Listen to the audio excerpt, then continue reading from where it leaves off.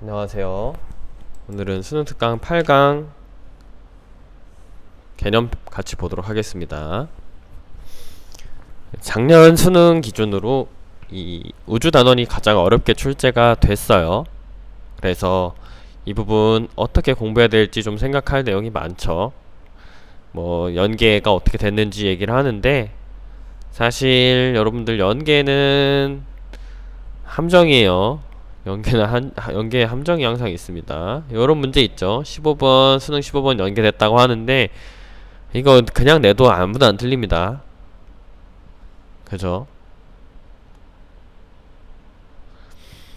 자, 별의 특성 내용 같이 살펴보겠습니다. 분광 관측에 대한 내용이 있는데 이 부분 사실 제대로 안 합니다. 학교 수업에서 좀 어려워요.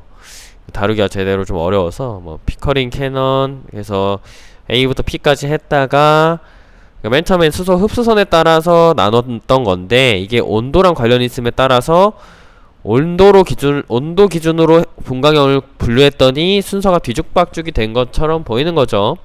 OBAF, GKM 반드시 외워야 되는 거고요. 밑에 이제 스펙트럼에 대한 내용이 나와 있는데 연속 흡수 방출 스펙트럼에 대한 설명이 나와 있습니다. 이 부분은 통합과학 때 다 나왔던 부분이고요. 문제는 이 개념을 정확히 이해를 못하는 경우가 많죠. 문제를 통해서 같이 살펴보겠습니다. 자, 별의 표면 온도, 뭐 이 빈의 변이 법칙과 플랑크 곡선 나와 있는데 굉장히 중요하죠. 방출하는 파장과 온도가 반비례하는 관계, 요 관계로 문제를 굉장히 많이 풉니다.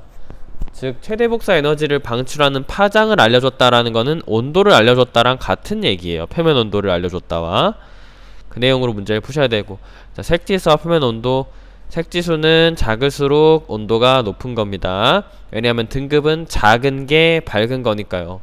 이 부분 정말 많이 실수합니다. 등급은 작은 게 밝다, 등급은 작은 게 광도가 크고 밝은 것이다, 이렇게 잘 기억해 두셔야 됩니다.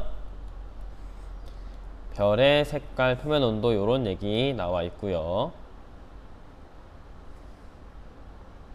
옆에 날개 문제는 굳이 중요한 게 아니어서 요번에 이제 빼도록 하겠습니다. 요 개념 설명이 더 중요한 것 같다라고 생각해요.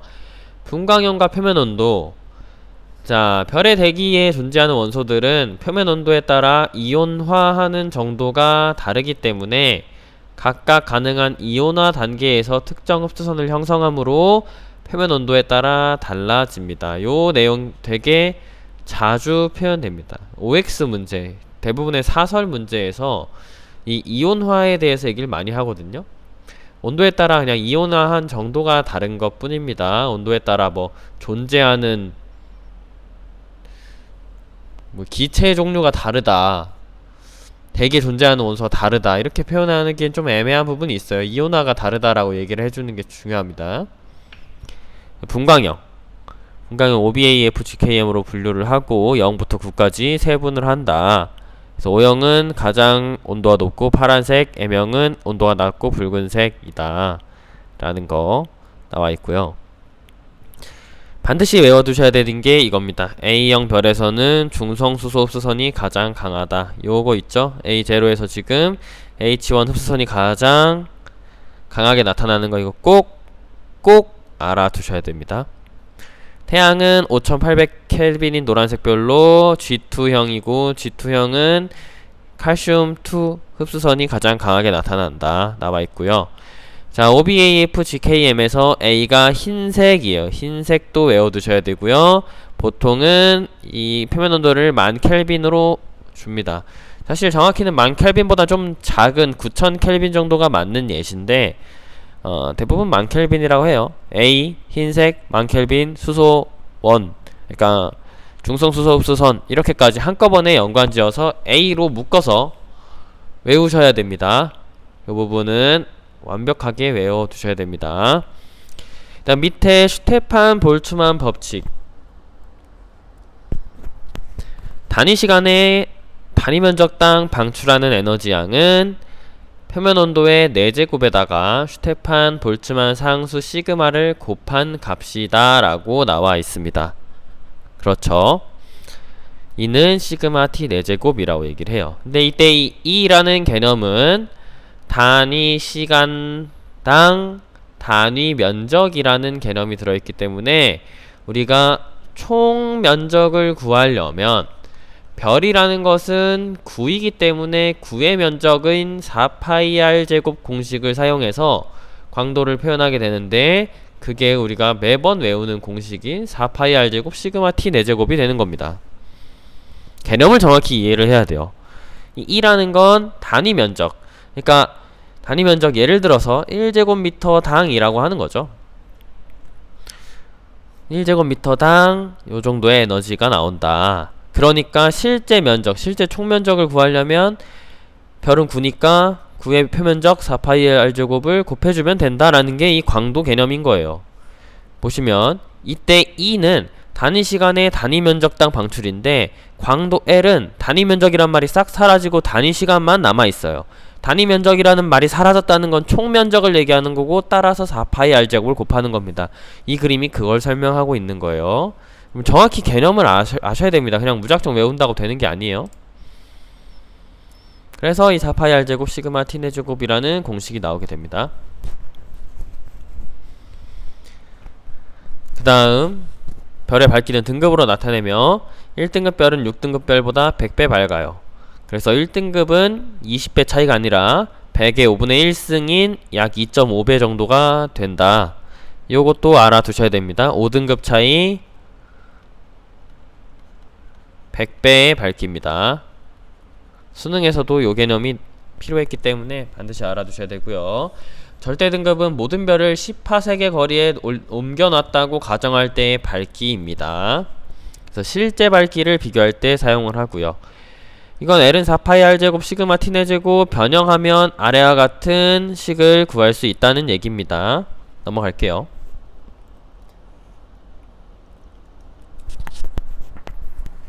요 광도 계급 알아두셔야 됩니다. 별의 반지름이 클수록 스펙트럼 흡수선의 선폭이 좁아지는 것을 발견을 했대요. 자, 이런 문장을 읽으면 전혀 와닿지가 않아요. 그래서 이따가 문제에서 설명드릴 겁니다. 그림에 좋은 그림이 있어서 그 그림으로 설명드릴 거고요. 이 광도 계급을 우리가 어떻게 알아둬야 되냐면, 자, 1에서 숫자 커지면 커질수록 별은 작아집니다. 초고성, 밝은 거성, 거성, 준거성. 자, 5 주계열성 반드시 외워두세요. 5는 주계열성, 6은 준외성, 7은 백색 외성입니다. 그러니까 여러분들 알아셔야 되는 게 1은 초고성이에요.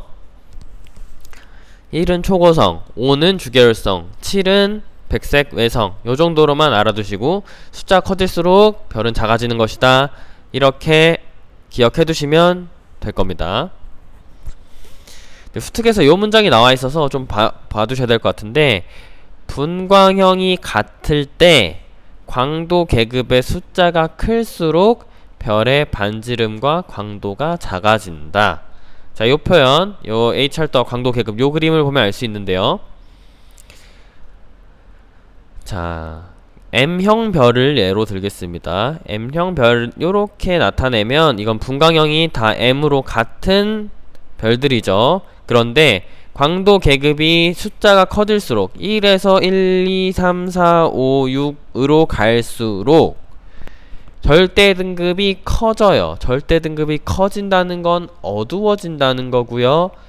표면 온도는 똑같은데 어두워진다. 표면 온도는 똑같은데 어두워진다라는 거는 광도는 4파이 r제곱 시그마 t 4제곱에서 표면 온도는 똑같은데 어두워진다. 즉 반지름이 작아진다.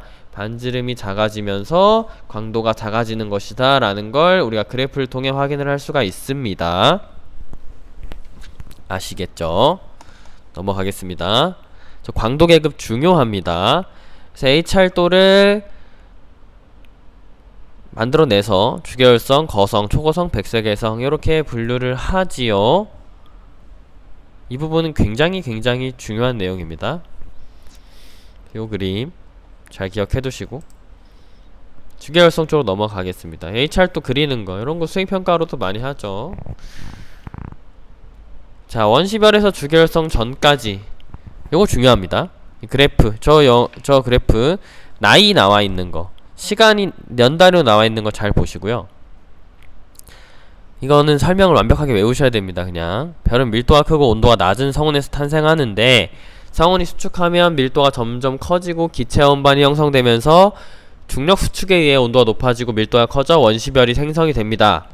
원시별이 중력 수축해서 내부 온도가 높아지고 표면 온도가 약 1000켈빈이 되면 가시광선을 방출하기 시작한다. 원시별도 빛을 내긴 합니다. 원시별이 중력 수축을 계속해서 중심부 온도가 약 1000만 켈빈이 되면 중심부에서 수소핵융합 반응이 일어나는 주계열성이 된다. 그러니까 주계열성이라는 건 중심부에서 수소핵융합 반응이 일어나는 거예요. 질량이 큰 원시별은 대체로 H활도의 오른쪽에서 왼쪽으로 수평 방향으로 진화해서 주계열이 되고, 작은 별은 위에서 아래쪽으로 내려가서 주계열성이 됩니다. 질량이 클수록 중력 수축이 빠르게 일어나기 때문에 주계열성에 빨리 도달하고 그 다음 진화도 빨리 일어나고 죽음도 빨리 맞게 되죠. 그래서 지금은 이 3번의 마지막 줄 요 내용을 조금 해석해보고자 합니다. 자, 오른쪽에서 왼쪽으로 수평 방향으로 진화한다는 건 말이죠, 광도가 똑같은데 오른쪽에서 왼쪽으로 간다는 건 표면 온도가 굉장히 증가하는 거죠. 자, 광도는 똑같은데, 광도는 똑같아요. 4파이 r제곱 시그마 t 4제곱. 그냥 간단하게 표현하면 r제곱과 t 4제곱에 비례한다라고도 쓸 수 있죠. t가 높아졌는데 광도가 그대로예요. t가 높아졌는데 광도가 그대로예요. 반지름이 작아진다는 얘기입니다. 근데 이제 질량이 작은 별 있죠? 원래 질량이 작은 원시별은 이렇게 위에서 아래로 내려간다는 건 온도 증가가 크지 않아요. 근데 광도도 줄어요. L은 4파 L은 다시 R제곱 T 4제곱에서 온도가 증가해요. 광도가 감소해요. 그쵸? 얘도 감소해야 되겠죠? 반지름도. 근데 이때 이 수치를 제대로 준다면 반지름이 작아지는 비율을 비교할 수가 있겠죠. 반지름을 작아진 비율을 이제 비교할 수가 있습니다. 이제 만약 수치를 정확히 준다면, 어떤 별일 때 수치를 정확히 준다면 그런 것 가지고 질문을 할 수가 있어요. 그건 결국에는 이 r제곱 t 4제곱에 비례한다를 이용해서 풀어야 된다는 얘기입니다.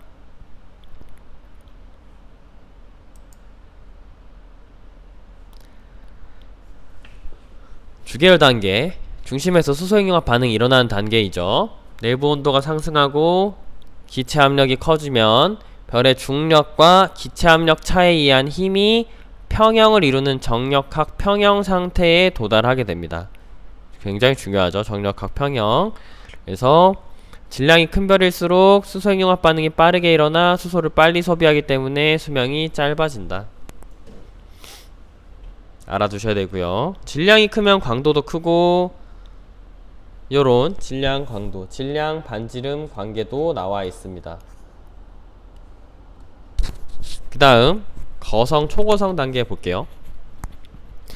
중심에게서 수소가 고갈되면 주계열 단계를 벗어나게 됩니다.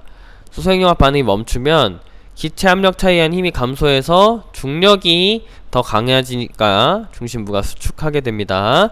중심부가 수축하면 열에너지가 발생하게 되고, 이 열에너지에 의해서 바깥쪽에서 수소핵융합 반응이 일어나는데 얘를 수소각 연소라고 합니다.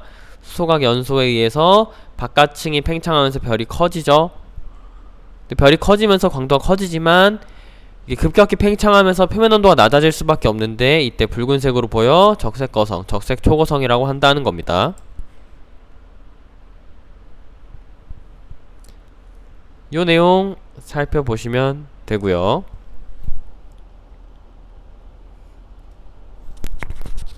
별의 종말, 맥동 변광성이라는 게 나오는데 지구과학 1에서는 크게 다루지 않죠. 정성 단계 이후 맥동 변광성 이후에 행성상 성운과 백색 외성으로 분리가 되고, 이 백색 외성은 더 이상 반응이 일어나지 않습니다.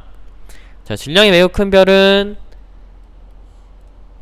초신성 폭발을 일으켜서 중성자별이나 블랙홀을 만들게 되죠. 그래서 초신성 폭발이 일어나면 철보다 무거운 원소들이 생성이 된다. 그런 내용 살펴봤습니다. 별의 상대적 크기 비교가 나와있네요. 자, 거성보다 초고성이 훨씬 크고, 자, 주계열성보다 거성이 크고, 거성보다 초고성이 훨씬 크고, 태양이 백색외성보다 훨씬 큰데 백색외성은 중성자별보다 훨씬 크고, 중성자별은 블랙홀보다 더 커요. 제일 작은 게 블랙홀, 그 다음 중성자별, 그 다음 백색외성, 이런 순서로 된다는 얘기입니다. 원시별의 에너지원 볼게요. 원시별의 에너지원은 중력이 크므로 정력과 평형 안되고요, 중력 수축이 일어납니다. 그래서 이때 발생하는 중력 수축 에너지가 원시별의 에너지원이 됩니다. 그래서 원시별의 에너지원은 중력 수축 에너지가 되고, 내부 온도를 높여서 이제 내부 온도가 높아져 수소 핵융합 반응이 일어날 수 있도록 돕는 역할을 하는 것이죠. 그 다음 주계열성의 에너지원은 당연히 수소 핵융합 반응이고요, PP 반응과 CNO 순환 반응이 나타나게 됩니다. 근데 이거는 잘 알아두셔야 되는 게, CNO가 우세하다고 해서 PP가 없는 게 아닙니다. 그 다음 PP가 우세하다고 해서 또 CNO가 없는 게 아니에요. 그래프를 보시면 태양은 중심부 온도가 약 1800만 켈빈으로, 아니죠, 1500만이고 1800만 켈빈부터 이 CNO 순환 반응이 더 우세해집니다. 그래서 태양은 1500만 켈빈 정도기 때문에 이 양성자 반응이 CNO 순환 반응보다 우세합니다. 우세하다는 건 CNO 순환 반응이 있다는 거고, CNO 순환 반응이 있다는 거는 이 태양 안에 탄소, 질소, 산소가 들어있다는 얘기죠. 이걸 모르면 틀리게끔 작년 수능에 문제를 냈습니다. 어렵게 낸 거 맞습니다. 그러니까 우리 어렵게 공부를 해야 돼요.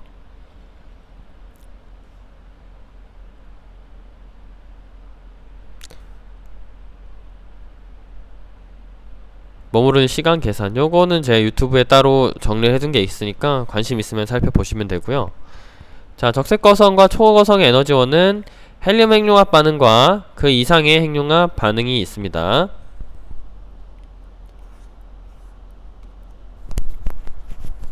내부구조, 주계열성의 내부구조, 이제 태양 질량과 비슷한 것과 태양 질량보다 2배 이상 큰 별들을 나눠서 보고 있죠. 이에 따라 이제 뭐 대류층 복사층 이게 달라지고, 또 이 질량에 따라 결국에는 CNO 순환 반응이 우세하냐 PP 반응이 우세하냐 이렇게 구분해서 문제를 풀 때 사용을 합니다. 주계열 단계 이후에는 뭐 적색거성 단계가 되고, 그 이후에 쭉쭉쭉 지나가면서 초거성, 그 다음에 초신성 폭발까지 이어지는 별들도 나타나게 되겠죠. 그래서 질량이 태양 정도인 별은 헬륨 핵융합 반응이 끝입니다. 이런 것도 알아두시면 도움이 될 거예요. 여기까지가 이제 8강 내용 개념인데요. 사실 8강 개념을 안다고 해서 문제를 100% 풀 수 있느냐, 그건 또 아닙니다. 이제 개념은 개념대로 알아두되, 문제는 문제를 풀면서 이 개념을 어떻게 적용해야 하는지를 연습을 많이 하셔야 될 거예요. 옆에 날개 개념 체크는 여러분들 풀어보시고 밑에 답 맞춰보면 알 수 있을 거예요. 뭔가 잘못됐다 싶으면 어디가 잘못됐는지를 한번 스스로 공부해 보시길 바랍니다. 이어서 8강 이전 문제로 돌아오겠습니다.